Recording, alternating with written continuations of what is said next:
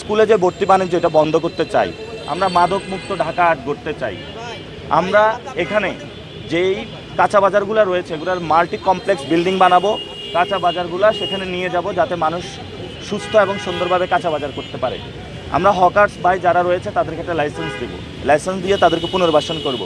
যে জায়গাগুলো দখল হয়ে আছে সেই জায়গাগুলো উদ্ধার করে সেখানে কমপ্লেক্স নির্মাণ করে তাদেরকে পুনর্বাসন করব।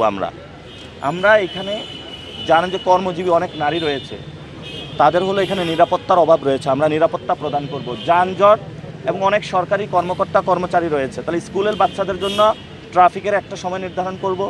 যারা সরকারি কর্মকর্তা কর্মচারী তাদের জন্য ট্রাফিকের একটা ব্যবস্থা করব যাতে ট্রাফিকটা কন্ট্রোলে চলে আসে। এবং আমি মতিঝিল গতকাল গিয়েছিলাম, বলেছে চিন্তায় বেড়ে গেছে, তাহলে পুলিশ প্রশাসন তো সক্রিয় না, আমরা ইনশাল্লাহ সক্রিয় করব। আমরা এক জায়গা দিয়ে আজকে এখানে অনেক সাংবাদিক ভাই ছিল, আমি বললাম একটু ময়লার একটু ডাস্টবিনের কাছে আসেন, সবাই নাকে হলে হাত দিলে, সবাই পথচারিত ওদিক দিয়ে যায়। তাহলে এই যে ময়লার ডাস্টবিনগুলো রোডের উপরে সিটি কর্পোরেশনে রেখে দিয়েছে এগুলো তো আমাদের ক্লিন করতে হবে। তা আমরা বর্জ্য ব্যবস্থাপনা এবং ময়লার যে টাকা এটা বাড়িয়ে দিয়েছে, জোর জবরদস্তি করে। বাসা যারা বাড়িওয়ালা তারা বিপদে আছেন, যারা ভাড়াটিয়া তারা বিপদে আছেন। আমরা এই সমস্যার সমাধান করব।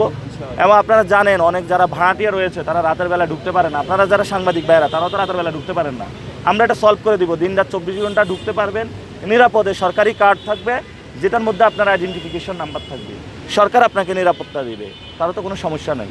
তো আমরা আশা করি যে এই বিষয়গুলো আপনারা প্রচার করবেন, যে নাসিরউদ্দিন কিছু বলে না সে এখানে কী করবে। আমি তো আজকে বলেছি, দেখি আজকে আপনারা প্রচার করেন কি না।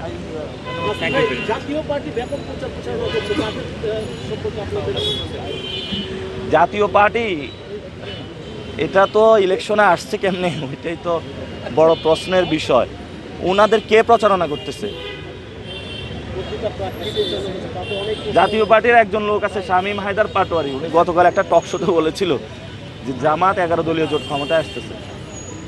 আচ্ছা, আপনারা তার মানে নির্বাচন কমিশনের অনেকটাই আনস্যাটিসফাইড। নির্বাচনে গিয়েছে, তারা বলেছে বিএনসিসিতে বাদ দিতে হবে, দিয়েছে, যা বলছে তাই করছে।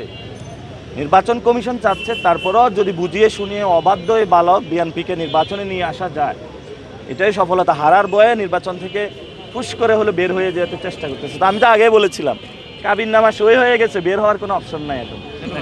ঠিক আছে।